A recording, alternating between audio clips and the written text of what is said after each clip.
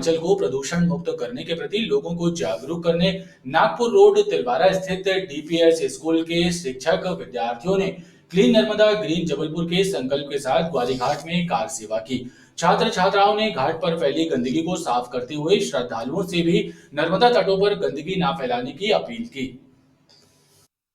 प्रदेश की जीवन रेखा पुण्य सलीला मां नर्मदा को प्रदूषण मुक्त रखने के लिए लगातार अभियान चलाया जा रहा है। इसी बीच क्लीन नर्मदा ग्रीन जबलपुर का संकल्प लेकर नागपुर रोड तिलवारा स्थित दिल्ली पब्लिक स्कूल के शिक्षक और छात्र एवं छात्राएं ग्वारीघाट पहुंचे और उन्होंने घाट पर फैले कचरे को साफ करके लोगों को भी नर्मदा तटों पर स्वच्छता कायम रखने का सार्थक संदेश दिया।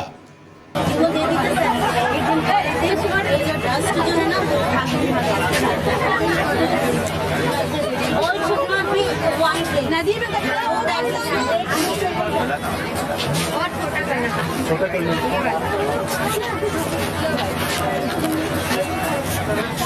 देश की भावी पीढ़ी का कहना है कि लोग यदि समय रहते जागरूक नहीं हुए तो मां रेवा का जल प्रदूषित हो जाएगा। वहीं स्कूल के शिक्षकों द्वारा भी नर्मदा नदी के अस्तित्व को बचाने के लिए सभी को एकजुट होकर कार्य करने की आवश्यकता पर बल दिया है।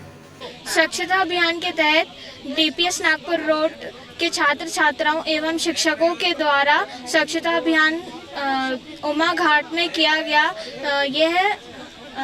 यह स्वच्छता अभियान बहुत ही अच्छा होता है। हमें हर जगह की सफाई रखनी चाहिए। जहाँ भी जाएं, जहाँ भी कचरा देखें, हमें हर जगह वहाँ पे रोक के हमें सफाई करनी चाहिए।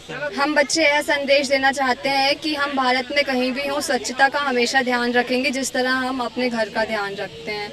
आज हमने ग्वारीघाट में स्वच्छता अभियान किया है। हम Delhi public school Nagpur road school के बच्चे हैं। मैं दिल्ली पब्लिक स्कूल का छात्र हूँ। मैं कक्षा 9वीं में पढ़ता हूँ। हम यहाँ पर स्वच्छता अभियान के तौर पर आए हुए हैं। हम यहाँ ग्वारीघाट में आकर सब कचरे को उठाकर समेटकर हम डस्टबिन में डाल रहे हैं। हम अगल बगल हम ये संदेश देना चाहते हैं कि हमको साफ सफाई रखना चाहिए और हमको इंडिया को ग्रीन बनाना चाहिए। Thank you. DPS Nagpur road Tilwara Ghat से मैं ये संदेश देना चाहता हूँ कि स्वच्छता भारत अभियान के तहत हम यहाँ ग्वारीघाट में स्वच्छता अभियान कर रहे हैं। हम सब लोग यहाँ पे ये संदेश देना चाहते हैं कि सब जगह स्वच्छ रखें और सभी चीज़ साफ रखें। लोगों को ये संदेश देना चाहते हैं कि गंदगी कहीं फेंके ना, इधर उधर सब चीज़ डस्टबिन का उपयोग करें। समुद्र में, नदियों में कोई भी कचरा ना फेंकें, पन्नी ना फेंकें, सब डस्टबिन में डालें। स्वच्छता अभियान के बाद आयोजित महाआरती में भी डीपीएस स्कूल के विद्यार्थी और शिक्षक शामिल हुए और उन्होंने भी भक्तिभाव से मां रेवा की आराधना की।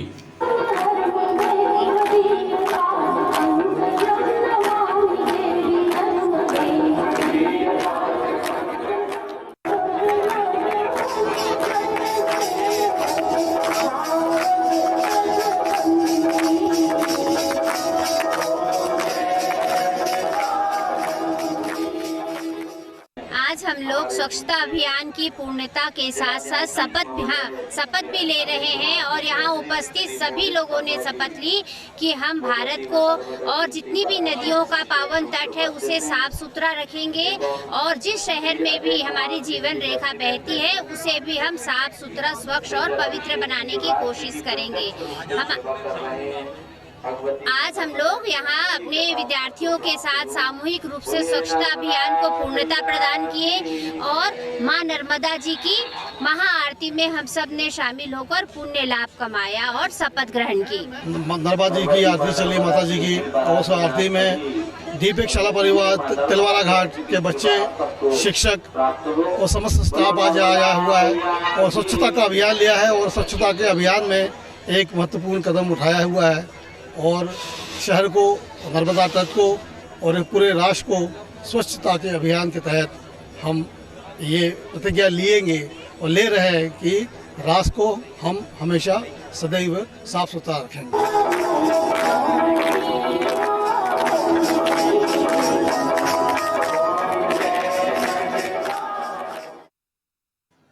कोयले के बढ़ते संकट के बीच एक राहत भरी खबर रेलवे से आ रही है कि रेल प्रशासन ने कोयला ले जा रही मालगाड़ियों की निगरानी बढ़ा दी है ताकि कहीं भी हाल्ट ना हो। बताया जा रहा है कि कोयले की आपूर्ति में 11 करोड़ टन की बढ़ोतरी की गई है। पश्चिम मध्य रेलवे के CJRO राहुल जयपुरियार ने बताया कि कोयले की आपूर्ति और लदान के लिए रेलवे द्वारा विशेष प्रयास किए जा रहे हैं। भारतीय रेल सभी बिजली संयंत्रों के लिए कोयले की मुख्य आपूर्ति करता है। कोयले की आपूर्ति बढ़ाने के लिए अहम उपाय किए जा रहे हैं। भारतीय रेल ने बिजली के लिए कोयले के लदान को प्राथमिकता देते हुए कई कदम उठाए हैं। पिछले एक सप्ताह में ही कोयले की 10% आपूर्ति बढ़ गई है। इस समय कोल के ट्रांसपोर्टेशन को बहुत प्राथमिकता दी जा रही है। पश्चिम मध्य रेल में भी अगर मैं बात करूं तो कोल की लोडिंग भी की जा रही है और अनलोडिंग भी हो रही है। कोल की लोडिंग की अगर मैं बात करूं तो टोटल इस साल में जो अप्रैल 22 के बाद मतलब 1/4/22 के बाद जो अभी तक के 30-32 दिन निकले हैं उसमें लगभग 84 रेक हमने कोल लोड किया है और रफली अबाउट 1000 से ऊपर रेक अनलोड भी किए हैं। तो जो हमारे 8 पावर स्टेशंस हैं पूरे WCR में, 4 कोटा मंडल में, 2 भोपाल मंडल में, 2 जबलपुर मंडल में, इन पर तेजी हम कोयले की आपूर्ति की जा रही है। रेल अधिकारियों का कहना है कि कोयले की समय पर आपूर्ति करके बिजली संकट को टालने में भारतीय रेल हर संभव प्रयास करेगी। 1960 से अब तक शिक्षा आयोग ने जो लक्ष्य तय किए सब अधूरे हैं। आम आदमी पार्टी कार्यकर्ताओं ने आरोप लगाया है कि देश में 28 करोड़ लोग निरक्षर हैं, जबकि पिछले 10 वर्षों से शिक्षा पर देश में 65 खरब रुपए खर्च किए गए हैं। साक्षरता को लेकर केंद्र सरकार ने जो आंकड़े राज्यसभा में पेश किए हैं वे चौंकाने वाले हैं। इन्हीं आंकड़ों को आधार बनाकर आम आदमी पार्टी के कार्यकर्ताओं ने आरोप लगाया कि शिक्षा पर जो खर्च हो रहा है उसमें धांधली हो रही है। उसकी जांच महालेखाकार से कराया जाना चाहिए। देश में 28 करोड़ लोग अनपढ़ हैं जिनकी उम्र 15 साल से ज्यादा है, जबकि देश में पिछले 10 वर्षों में करीब 65 खरब रुपए शिक्षा पर खर्च किए गए हैं।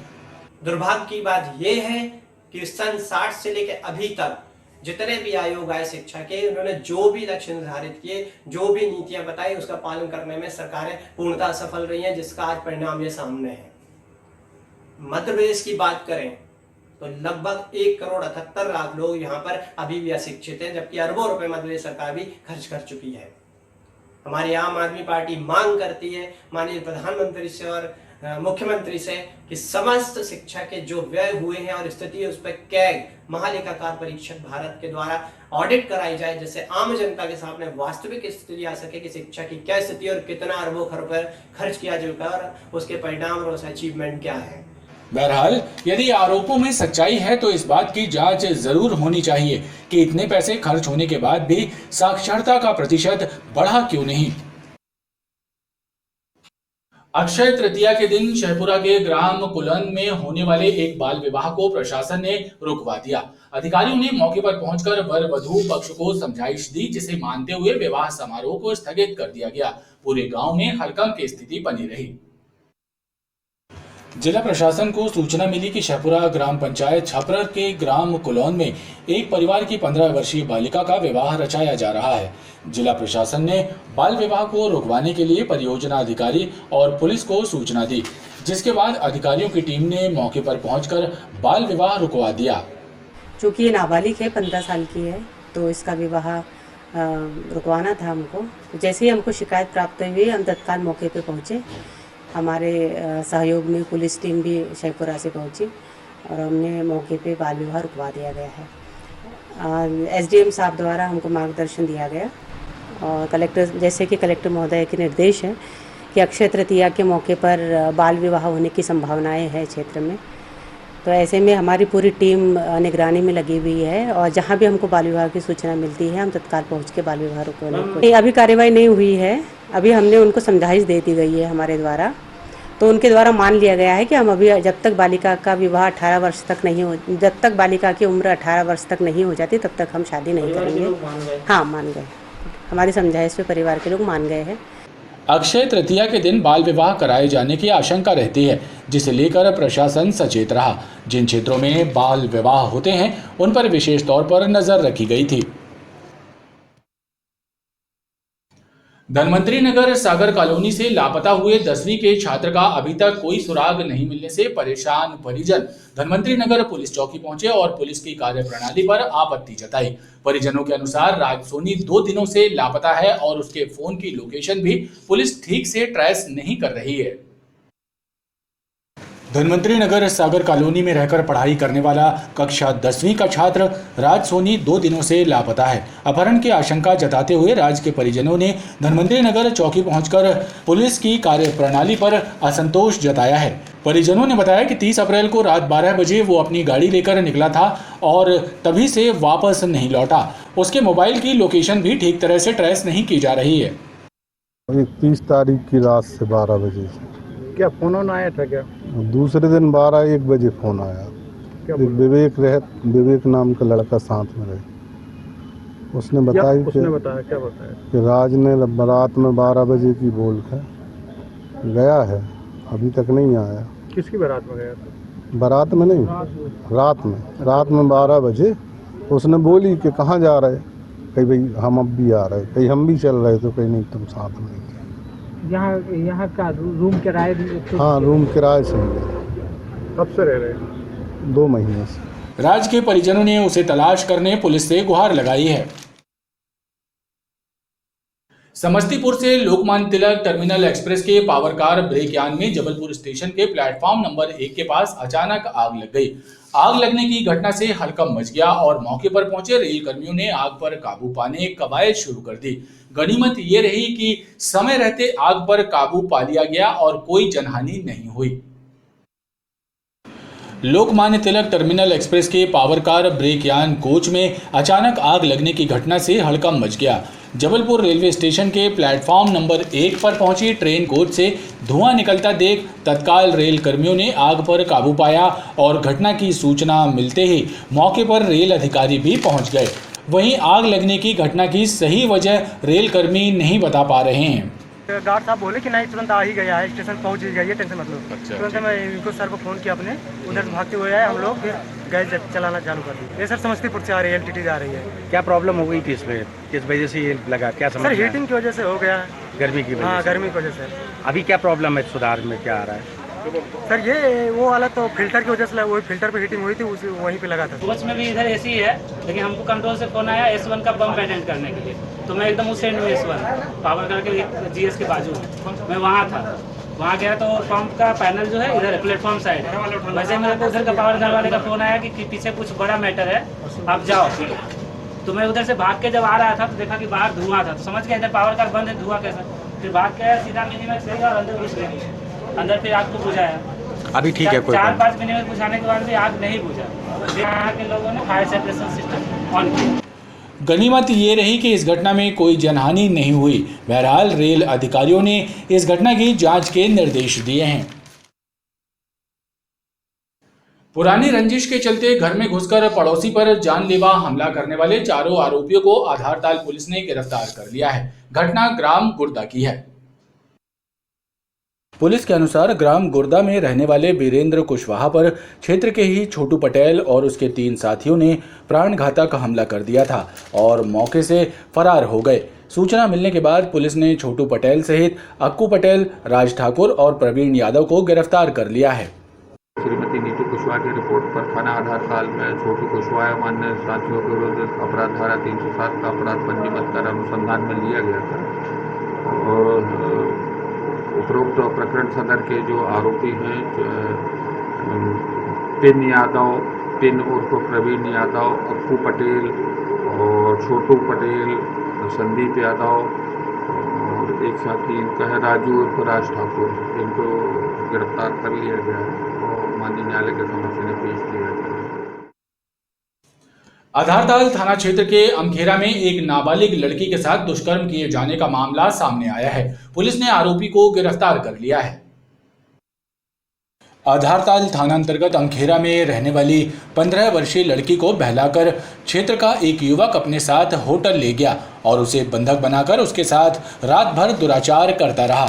सुबह लड़की उसके चंगुल से छूटकर घर पहुंची तो उसने परिजनों को सारी बात बताई, जिसके बाद पुलिस ने आरोपी को दबोच लिया है। निवासी एक नाबालिग बालिका तो एक तरफा प्रेम के चलते अमखेरा निवासी सागर रेकवार नाम का युवक जो है महिला फुसला के अपने साथ ले गया था।